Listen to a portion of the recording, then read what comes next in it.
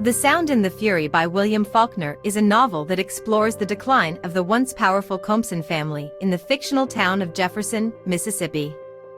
The story is divided into 4 sections, each told from the perspective of a different member of the family, and the narrative structure is complex and fragmented, with frequent shifts in time and perspective.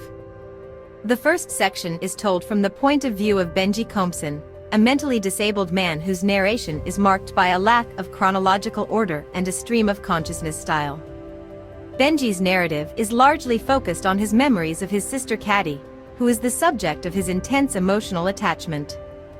Through Benji's perspective, the reader is introduced to the Compson family's past and present, and the tension and dysfunction that underlie their relationships. The second section is narrated by Quentin Compson, the eldest son of the family, who is tormented by his obsessive love for his sister Caddy. Quentin's section is marked by his disjointed memories and his descent into madness, as he grapples with his own sense of guilt and failure.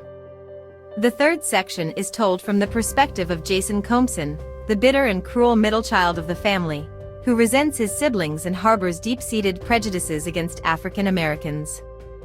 Jason's narrative is focused on his attempts to control and manipulate his family members, particularly his niece, Quentin, whom he sees as a burden.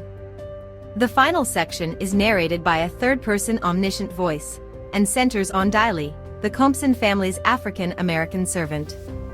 Diley's section provides a counterpoint to the previous 3 sections, as she represents a stable and resilient force in the face of the Compsons' decline. Diley's perspective also sheds light on the racial and class tensions that pervade the novel, and on the ways in which the Compsons have failed to reckon with their own privilege and power. Throughout the novel, Faulkner employs a range of literary techniques, including stream of consciousness narration, nonlinear chronology, and multiple perspectives, to create a complex and nuanced portrait of a family in crisis. The Sound and the Fury is a challenging and thought-provoking work that explores themes of memory, guilt, and the decline of the American South.